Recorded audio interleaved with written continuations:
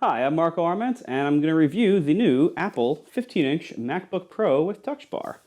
This machine is kind of the workhorse of many industries, and it's always been my workhorse. I've always loved the 15-inch line for the amount of power you get in just a really nice small package. It's really incredible.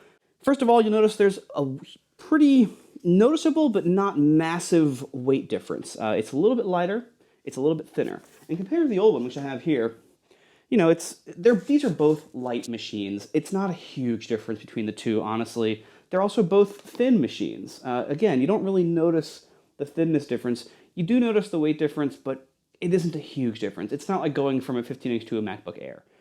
It's a nice, welcome change. Now, they did make it, appreciably thinner, but I don't really care about the thinness so much because, the last one was pretty thin too. I care about the lightness. That's welcome. The thinness, it seems like Apple's doing that mostly for its own sake these days. But, I'll take it as long as it doesn't come with huge trade-offs.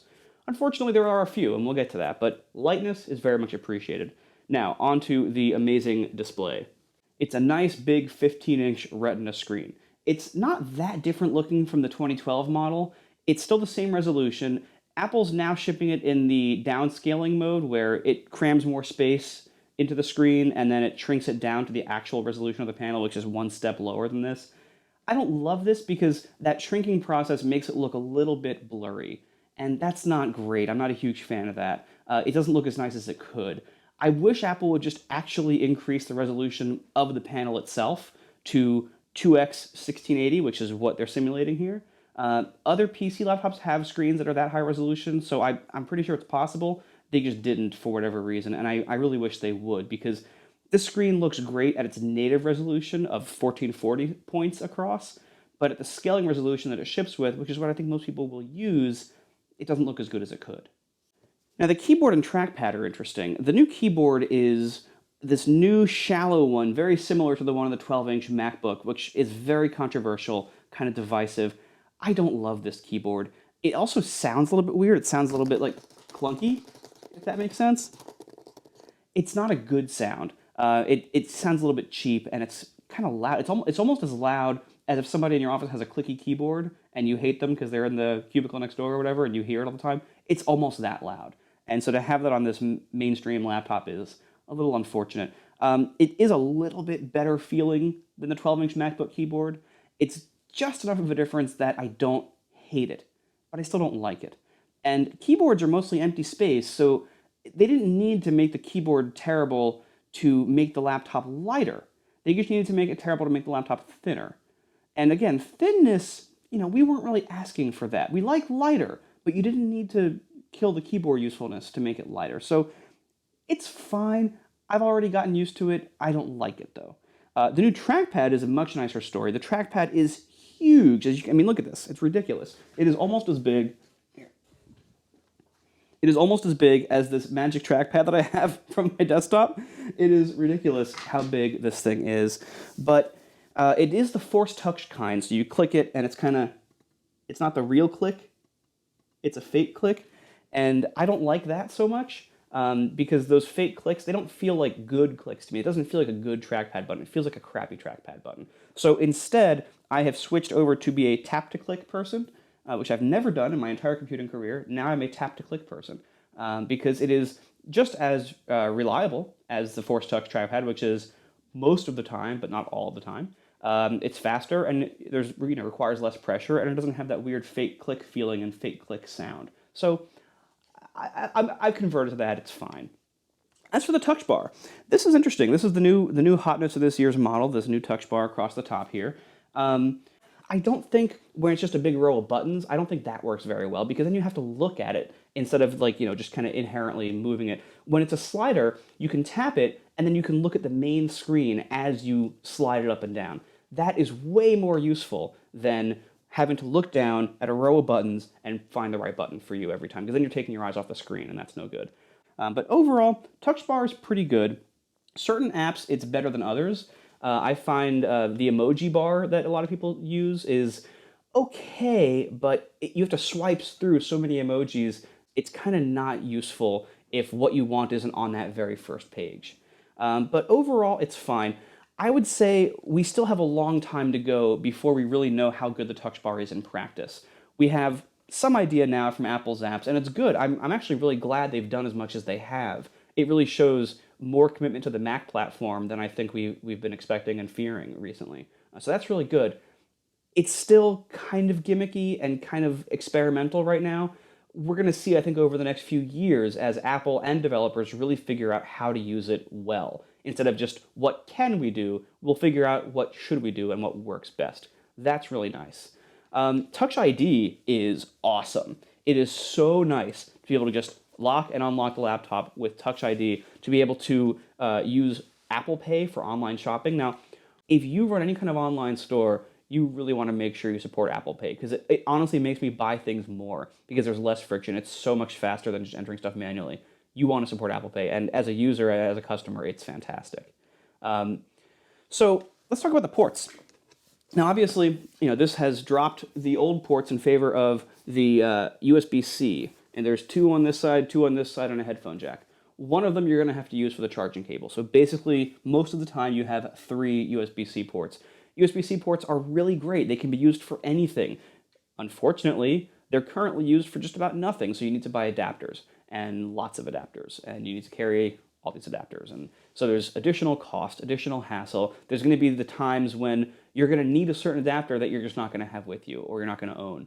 And it's nice that you can convert all these ports to pretty much whatever you want. It'll be a great future. That future isn't here yet. So that'll be great when it comes. But again, we're not there yet. And in the meantime, Apple has just really created a lot of problems for which the solution is to go to the Apple Store and spend $40. So that's not great. I don't love that. But overall, we'll get there. It'll be, we'll get there eventually. The power cable, I don't love. So the old power cable, it had this little MagSafe connector that was really nice when you plug it into the side, so that way if you trip over the cable, this would break off and your laptop wouldn't fall on the ground. It folded into this nice little brick, and it had these little arms on the side that you could wrap the cable around. And then, at the end of the cable, it had this little clip, so that you can clip it right on and it stays right where you put it. And then you could pack this neat little thing in your bag. The new power adapter has basically none of those luxuries. It's the same size brick, so that's fine, but there's no cable management built in, and this part comes off, which is nice, so you can replace this part. That's welcome, because a lot of people would, wrap the cable too tightly and would fray the ends or whatever else, because Apple doesn't believe in proper strain management. So this part is nice that it comes off, that this part's replaceable. You can get a different length of this. Maybe you can even get a third-party version of this because this is now a standard, and that's all welcome. However, there aren't any good third-party ones yet, especially at this 85-watt level that the 15-inch requires. And this is just kind of a mess when you're packing it. There's no cable management, there's no more arms, there's no more little clip on the end, so you have to pack this giant mess cable somehow, and it's kind of like packing just a giant iPad cable, but the cable's really thick and it's kind of stiff, and this is no good for me. I miss all the little delights and nice details of the old one. The new one, it does bring some of those benefits of standardization, but would it have killed Apple to make just a nicer one? Like, standardization could still be the case, and Apple could also have a nicely organized, nicely designed power brick again. They didn't. They cut all that stuff out, and I miss that. That really does impact the everyday practicality and niceness of this computer to have this big mess of a charging cable. So let's get back to the MacBook Pro. Performance is pretty good. I would say it performs about as well as a mid to high spec iMac, and that's good. The MacBook Pro, the 15-inch MacBook Pro, usually performs about as well as an iMac. The SSD is way faster than the new one, and you'll feel that kind of in everyday stuff. It's not going to be like a massive, everything all of a sudden you're going to be like, wow, this is so much faster. It's going to be a nice gain in most things. Some things will benefit more than others, but overall you'll feel the fast SSD. The GPU is also faster. The processor, though, is about the same, really, as it was before. So if you're coming from something that 2014 or earlier, you might see a small gain. If you're coming from 2014, 2015, the gain is smaller.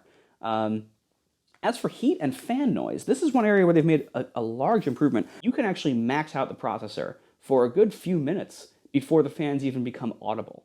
And then when they are audible, it's actually still a quieter level than it was before. So whatever they've done with the cooling system is really incredible, and that should really be commended. It is substantially quieter in general than the old one, and that's really nice. The one big downside to me is battery life. This depends a lot on what you're doing. Apple quotes 10 hours. Nothing I have done has reached 10 hours. And you could say whatever you want about what kind of user I am, but basically what happened is, to make this new laptop, to make it thinner, to make it lighter, Apple's using Intel's new Skylake generation of processors. Skylake brings a lot of power savings, but mostly only when the computer's doing very little, when the processor is mostly idle. So because of that, that's most of the time. So Apple thought it was, warranted to shrink the battery by 25%. Because if you want to make a computer thinner, lighter, smaller, you have to basically shrink the battery. Batteries take up a lot of space, and batteries are by far the heaviest component in a computer most of the time. So you need to make the battery smaller. So Apple took these Skylake idle power savings and applied it to making the battery 25% smaller. That's entirely why this is a ½ pound lighter. But as soon as you make the processor do any work, if you launch an app that uses a little more power or renders some animations on screen or whatever else, as soon as that processor is really doing much of anything, really, it's going to use about the same amount of power it did before. So you basically have, under very, very light workloads, with that 25% battery reduction and the Skylake power savings, you now have about the same battery life, about 10 hours. But as soon as you make the computer do anything, you're going to actually have less battery life than you had before, because it's using just as much power as it did before when it's under a moderate or high workload. On the new one, I'm getting about 6 or 7 hours of light use instead of 10, and about 4 or 5 hours of heavier use, like Xcode development, instead of 7. And that's unfortunate. This now means that I can't get through a cross-country flight on battery power. And that is really disappointing, especially because the previous model could. So battery life overall, I'm not happy with, unfortunately. But overall, the new MacBook Pro is better than the old one for most uses in most ways. In a few big ways, like the keyboard, the real-world practicality of these ports, and more importantly, what's missing, and the price, it's a lot higher than the previous one for most configurations. So in the real world, it is kind of a step backwards in these big areas. But overall, it is a nicer computer, I'd say, than the old one. But again, I kind of wish that we didn't have to make these steps backwards in these major areas in order to make that progress. I am very happy to see the Touch Bar. The innovation that brought is nice. It shows that the Mac is not forgotten at Apple, and that's really great. The Touch Bar was a lot of work, you can tell, and that's really great to see. I kind of miss the day when a good keyboard was non-negotiable. I always had all the ports I needed on my Pro laptop, and my power cable wasn't a mess, and battery life only ever got better, not worse, over time. But we'll see what happens over time. I hope Apple fixes those things as best as they can, because overall, this is better, and I like this. And I'm glad to see Apple focus on the Mac again after what seemed like a period of not doing much. So anyway, thanks for watching. This is my first video review, so let me know what I can do better. I have a lot to learn. Thank you very much again, and I'll see you next time.